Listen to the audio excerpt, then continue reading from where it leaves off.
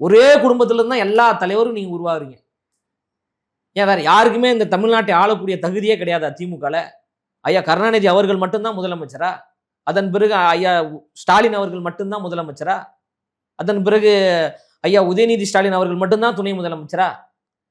1 கோடி பேர் திமுக இருக்கிறான்னு சொல்றாங்களா? அந்த 1 கோடி பேர்ல யாருக்குமே ஆள்வதற்கு தகுதி இல்லையா? திறமை இல்லையா? இளைஞர் அணியை வழிநடத்துவதற்கு ஆட்கள் இல்லையா? துணை முதலமைச்சராக வழிநடத்துவதற்கு ஆட்கள் கிடையாதா? நாடாளுமன்றத்தில் உட்கார்ந்து பேசுவதற்கு அந்த கட்சியில ஆட்களே இல்லையா? கனிமொழி அக்கா மட்டும்தான் இருக்கிறாங்களா? இப்படி ஒரு கேள்வியை கேட்கின்ற பொழுது அதற்கு பதில் சொல்ல திராணி இருக்கா போஸ் வெங்கட்டுக்கு? இவ்வளவு கூவுறாப்பிலையா போஸ் வெங்கட்? போஸ் வெங்கட்டால் இளைஞர் அணி செயலாளர் ஆக முடியுமா திமுகல? என்னால ஆக முடியும் எங்க கட்சியில. பாமரர்களையும் உயரத்தில் வைத்து அழகு பார்க்கக்கூடிய அழகு தலைவர் எங்களுடைய தளபதி. ஏழை எளியவர்களை மிகப்பெரிய உச்சத்துக்கு கொண்டு வந்து அவர்களை அரியணையில் அமர்த்த வேண்டும் என்று நினைக்கக்கூடியவர் எங்க தளபதி அவர்கள்.